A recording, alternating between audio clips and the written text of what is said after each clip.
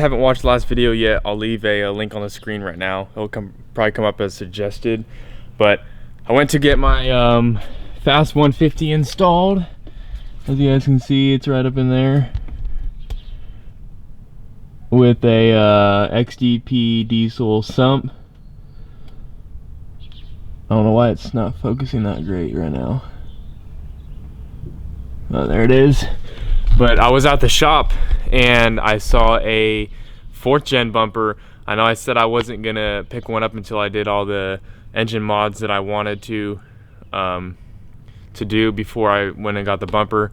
But I saw it there. I was like, hey, how much do you guys want for it? A customer actually had this on their truck, but then they fabbed up a Fab 4 bumper with the sensors that are missing from this bumper. They fabbed up one and he just left it at the shop. So they sold it to me for $150.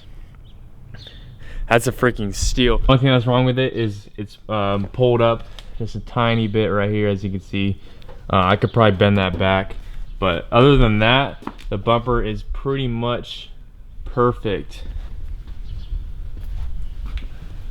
So I have to either get new sensors and just push the sensor in there so it looks like it has sensors but it doesn't, or I'm gonna have to figure out a way to cover up these holes and make it not look bad, or I may just leave it. I don't really care. It's a 4th gen bumper, so yeah, still got the fog lights in there. But yeah, smoking ass deal on that. When they said 150, I was like, dude, I'm buying it. You're not gonna find a better deal than that unless someone's just giving you a bumper. But like I said, so with the 4th gen bumper conversion, let me see. I don't want to scratch it, which I probably will scratch it doing this. With the 4th gen bumper conversion, you're gonna get a you have to buy a bracket from, I don't know what companies people buy them from, but I heard Overkill makes some and a couple other brands. But what that is you get the conversion bracket, which is just basically a square or not a triangle, but so what it is, it goes from big and it tapers down to a small. It's like not a square, but you know, that angle. A plate, screw that in, and then it has another plate that goes off of that plate, and it bolts to this bumper here, or the bracket right in there. I don't know if you can see that through the fog light hole, but there's a place for it to bolt in. So yeah, dude, I got the 4th gen bumper. Couldn't pass up that deal. And I was at the shop and the guy was recommending me, the guy that worked on my truck yesterday, he was recommending me some some steering parts. So I actually saw his truck and it looked pretty good. He had the 3rd gen track bar and then the steering box brace and stuff like that. It looked really clean under there. So I might be going back there to talk with him a little bit more and possibly order some parts from what he got on his truck, because he said that my track bar is shot. He was moving the steering wheel and my truck was moving back and forth like this, like side to side, and my wheels weren't even moving or anything. So yeah, I need to fix my steering. 2nd gen steerings are always shit, but he said it's best to get it fixed as soon as I can, because it's just going to keep getting worse and it's not going to get any better. So if you guys haven't watched yesterday's video, like I said, go ahead and watch it. If you guys are new to the channel, hit that subscribe button, and let's get on with today's video.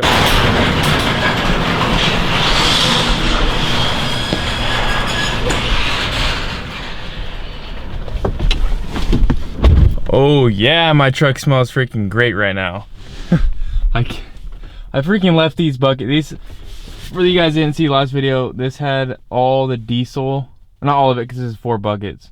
I had 7 buckets of diesel because I accidentally filled up my my tank like an idiot, and they had to drill a hole in the bottom of the tank to let it all out. Filled up like 6.5 buckets worth, 5-gallon buckets, and I had to pour them all back in after I got done, or after we got done with installing the FASS. But anyway, let's see if it actually starts up. See if that FASS is still working. Wait to start. Ooh, it's a little cold this morning. I don't have a grid heater. There we go. You can see my back window is all like, it's all hazy from the smoke. Okay, so y'all know how I made that video saying I should get pulled over for how loud my exhaust is? Well, I just got pulled over. Okay, so I was on Main Street right now. I guess I was going faster than 25. So there's actually a cop coming up right here too. So I guess I was going faster than 25, and he was like, you know what the speed limit is on Main Street? And I'm like, 25. He's like, yeah, you're going a little bit faster than that. I'm like, all right. And then he's like, and your exhaust, your stack is like, I'm all for big trucks. I have one myself, and it's cool, but you need to keep down the noise level because that's not okay. I guess a straight pipe in California is illegal, which I already knew that, but it's kind of funny how I just made that video like a week or two ago and actually did get pulled over. Technically not for it, but he said I wasn't allowed to have it because it's too loud. But yeah, as you guys saw from last video, my filters weren't sticking out any. You could barely even see this little valve right here, straight like this. So it's not going to be sticking out like you see on those Instagram pictures when people having it sticking all the way down to like here, sticking out from the from outside the bottom of the truck. I'm actually moving it down to about right there. I think that's pretty good. I don't want it sticking down any lower. A lot of people are saying you're spending all this money on a fuel pump, might as well show it off. So I'm going ahead and dropping it down just a little bit, probably like 2 inches down from where it was before. Literally this part was barely sticking out, so I'm dropping down about 2 inches. I just have to tighten I think 2 more bolts right here. So I'll see if I can set this tripod up and show you guys what I'm doing. All right, move the camera just a little bit. Hopefully you guys can see that. But like I was saying, there's 4 bolts and it's on a sliding bracket. So basically what I was doing is I just untightened these 4 bolts, held the filters, bring it down to the length I want it to is about 2 inches from the fender, the rear fender right here. And all I gotta do is just tighten these bolts up real fast, and it should stay. So I don't think I said it, but this pump, what I'm running is in like park or drive or whatever, where I'm just have my foot on the brake, it's running about 14 psi, and then when I start driving it bumps up all the way to 16 psi, and it stays at 16 psi the whole time. So even at wide open throttle, I'm still running 16 psi, which it is a lot better than what my other truck was, or not my other truck, what the stock pump was running. It would run probably 14 psi at idle, and then when I start driving it would drop down to 10, and then when I step on the throttle it would drop dangerously low than and what most of you guys would probably think that it was running at, and that's one of the reasons why I wanted to buy this FASS as soon as I could, because it was not good for the injection pump, I could tell you that. And I don't know how my injection pump hasn't gone out yet from having the stock pump. But we're almost done tightening these bolts here. Gotta get them tight. I don't want this shit sliding down when while I'm driving. So I think they're pretty good. So let me give you guys a look from this side again. So like I said, it's dropped about 2 inches. And yeah, so you can see the filter a little bit. I think that is a good, perfect all around height, or height down from the fender. So, you know, it's not too low, it's not too high that you won't see it. So I think that is a good height if you guys are looking to get a FASS and you want to know what it looks like. I think that is a perfect height for the FASS to be showing. A lot of people were asking me, I'm just gonna sit down right here. A lot of people were asking me why I went with XDP for the sump. As you guys can see, I showed you guys earlier, but the sump XDP. The reason why I went with XDP was I would have went with Beans Diesel, but literally like every place I checked, they were all sold out. Beans Diesel is one of the best sumps that you can get. So I'm trying to fix the tripod here. Beans Diesel is one of the best sumps you can get, and I went out on a limb. I bought both of these on XDP. dieselpower.com, and I said in the last video the FASS was $611, and then the sump was $149. Price for them to install it was $300. So I spent about a little over $1,000 on this setup right here.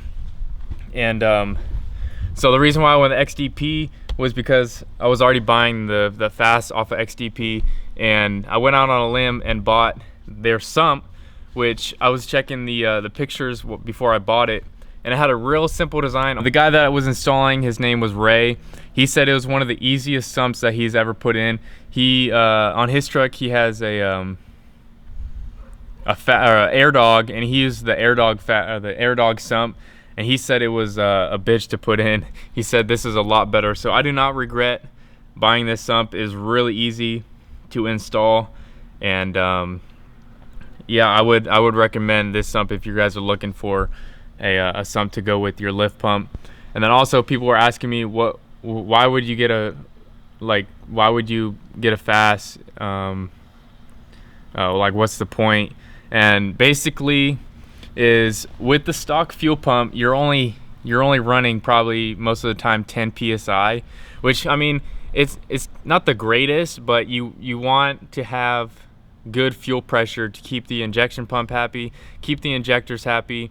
And if you have big injectors like me, I have 150 horsepower injectors, you want to have a good fuel pressure to keep up with those injectors, because if they're stock, you don't really need a lift pump right away. But if you have big injectors that are pushing a lot of fuel, you want to make sure that you have the fuel pressure up high enough to keep those injectors happy.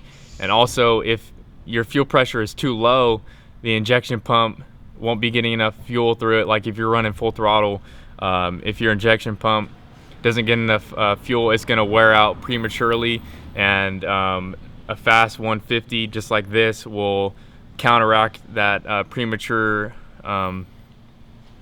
wearing and make your injection pump last longer, make your injectors last longer, and it's just an all-around good thing to have for fuel mileage. It basically what a FASS is a fuel air separator system. So as it comes through the sump, it goes through and then it enters the first filter, which is a water separator. So what it's going to do is it's going to separate the water from, if there's any water in the fuel, it's going to separate it from this filter right here, and it's going to go back through the pump and then through the second filter, which is the air separator. So it's going to take out all the fumes and all the dirt. I think this one may maybe take out the dirt too with the water, but this one takes out all the fumes. So as it goes through those two filters, it's going to send straight fuel into your engine and not all those fumes. And what that's going to do is it's going to give you a lot better fuel mileage, keep your engine happy, keep your injectors happy, and this overall make your truck run a lot better. I have a lot more throttle response while I'm at higher speeds. Usually at higher speeds my fuel pressure would drop below 10 psi. With this, it just runs completely at 16 psi. And I know you can get different springs for this to up the fuel pressure or lower the fuel pressure. I believe a looser spring will give you higher fuel pressure, a tighter spring will give you lower fuel pressure. So I guess that's what I was just reading. But God, I was talking a lot right now. So hopefully you guys enjoy this video, me explaining the sump, the the FASS 150, and then showing you guys the 4th gen bumper that I got. I still have to buy the conversion bracket, so that should be I get paid on Wednesday, so hopefully I'll be able to, with all my bills I'm going to be paying, I have to pay my phone bill and my truck and insurance. So we'll see if I have any money left over after that. I should have money left over, so I might be able to buy the conversion bracket sometime this week.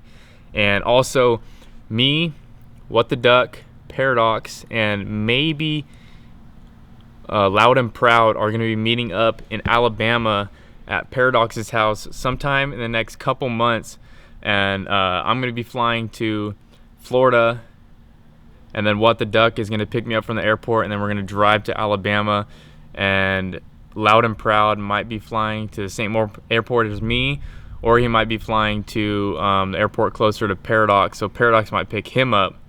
And we're all going to be doing some collab videos. It's all hanging out for a couple days, and we might be doing a truck meet. So if you guys are in the area of Alabama and Florida, if you guys are in that area, be sure to look out for those details on the truck meet. If you guys want to meet me, Paradox, What the Duck, and Loud and Proud, should be a good time. Should be some good videos coming out when we go to do that trip. So hopefully you guys enjoy this video. If you guys are new, hit that subscribe button, and I'll catch you guys in tomorrow's video. Peace.